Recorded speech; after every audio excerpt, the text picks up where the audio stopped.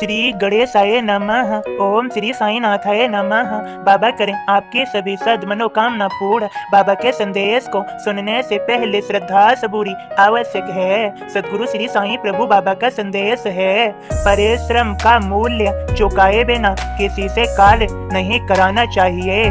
कार्य करने वाले को उसके श्रम का शीघ्र निपटारा कर उदार हृदय से मजदूरी देनी चाहिए।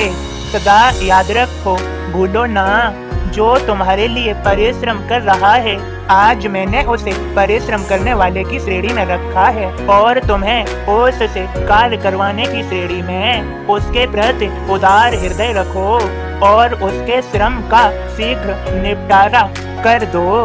सदा नेक दिल बनो अर्थात उदार हृदय रखो।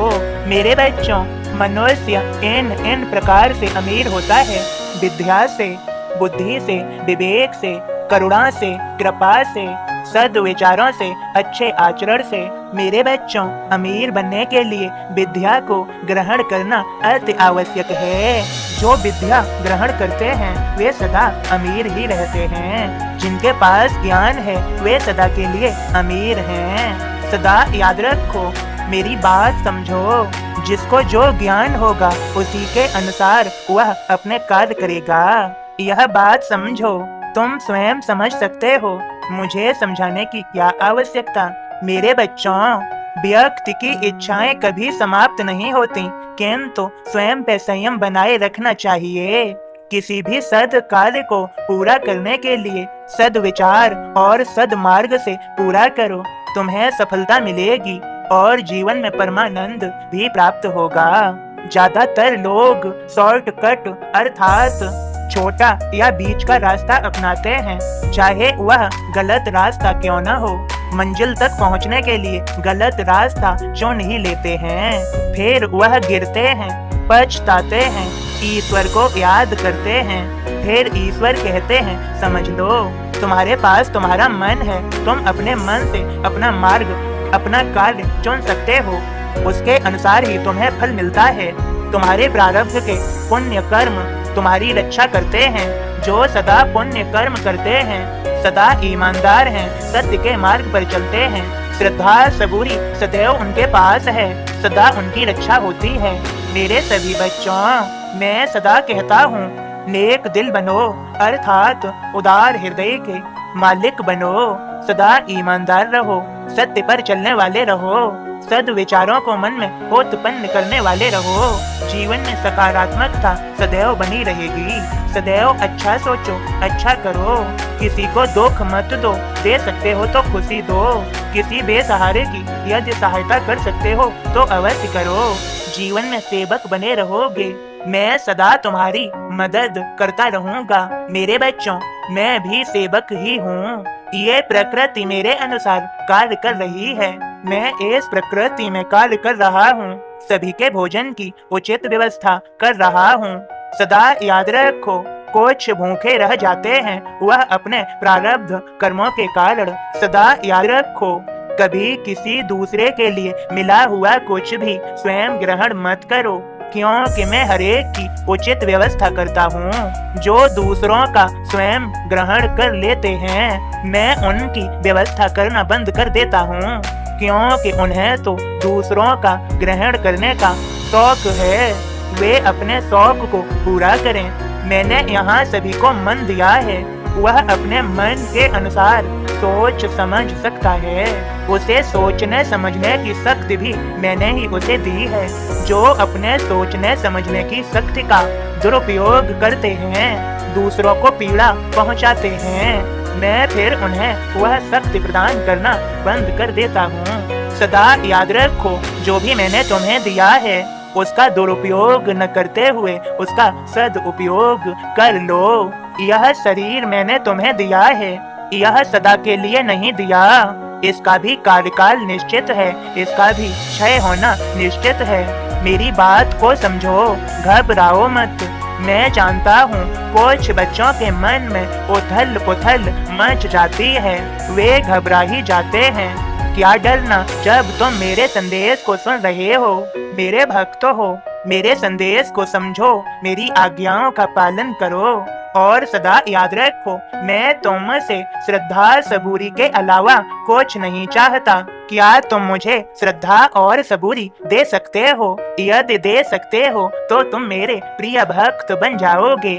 सदा याद रखो, मेरी कृपा और करुणा बरसती है, वह तुम पर बरस जाएगी। तुम्हारा जीवन श्रेष्ठ, सुंदर व सफल हो जाएगा। यह सत्य ही जान लो, सुख समृद्धि पा जाओगे, इसमें कोई संदेह नहीं। अब मेरे बोध पर ध्यान दो, सुनो। ओम साईं राम। बाबा के सभी भक्तों, बाबा का बोध इस प्रकार है। साईं बाबा की रहमत सभी लोगों पर अचूक औषधि है। बैठ यहाँ अब चैन से, उदास तू मत होय। भीमा शिरडी आए के अंत दुखों का होय। भीमा को देखें साईं, करुणा से भर जाए। पास बिठाएं प्रेम से, ढाढ़स भी बंधवाएं। मस्जिद सीढ़ी जो चढ़े, सुख की गोदी बैठ। दुख की ना दुकान यहाँ, यह खुशियों की पैठ। हम फकीर हैं रहमत के, कष्ट करें निर्मूल। जा तू अब आराम से, बीमारी को भूल। साईं अमृत वचन से नव जीवन पा जाय। भीमा होती उल्टियाँ तुरंत बंद हो जाय। ज्वर से पीड़ित रोगी था बाला दर्जी एक। रोए साईं चरण में, इलाज बोलो नेक। रहम करें साईं नजर और इलाज बताय। मंदिर जातू कुत्ते को दही भात खिलवाय। साईं ने जैसा कहा बाला वह कर जाय।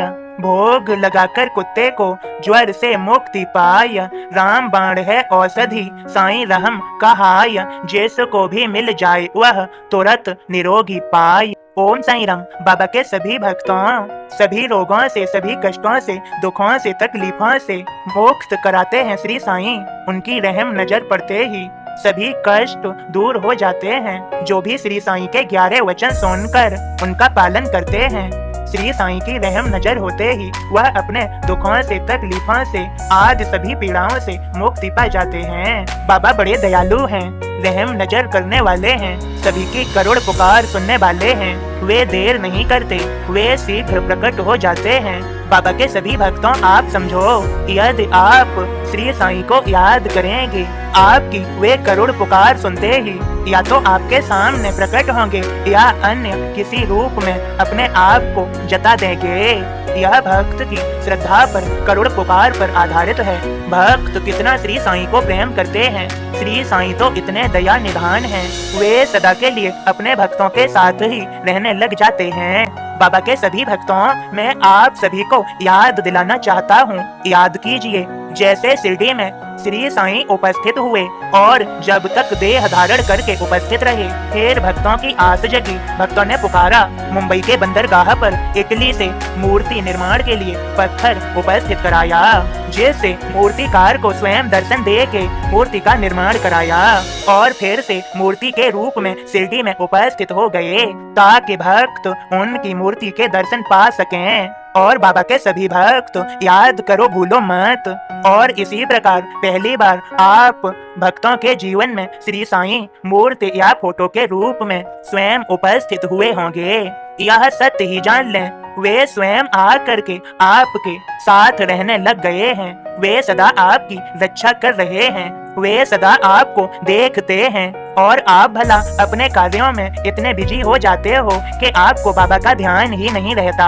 और मेरा साईं इतना दयालु है कि वो आपको निहारता रहता है, अर्थात देखता ही रहता है और आपके जीवन पर करुणा बरसाता ही रहता है, कृपा बरसाता ही रहता है। मेरा साईं जानता है आपके बारे में सब कुछ। बाबा के भक्तों, बाबा हम सभी भक्तों के बारे में सब कुछ जानते हैं। हमें उनसे भी इजाजत ले लेनी चाहिए, हमें उनसे भी वार्ता कर लेनी चाहिए। जब आप श्री साईं से वार्ता करेंगे, वे आपके हर प्रश्न का आपको उत्तर देंगे। बस यह सदा याद रखिए, वे आपसे श्रद्धा और सबूरी के अलावा कुछ नहीं चाहते। वे आपके जीवन को धन्य बना ही देंगे। यह संदेश बोध उनकी कृपा ही मान लो, उनका आशीर्वाद ही जान लो और यह सत्य जानो कि आपको बाबा का आशीर्वाद मिल गया, आप पर कृपा हो गई। प्रतिदिन बाबा के इन संदेश बोध को नियम पूर्वक सुनते रहिए, जीवन को सर्वश्रेष्ठ, सुंदर, सफल बनाते रहिए। बाबा की कृपा और आशीर्वाद पाते रहिए। सभी के लिए प्रार्थना करते रहिए। अपने लिए भी कुछ न कुछ कहते रहिए, अपने आप को संभालते रहिए, श्रेष्ठ बनते रहिए, सफल हो जाएंगे।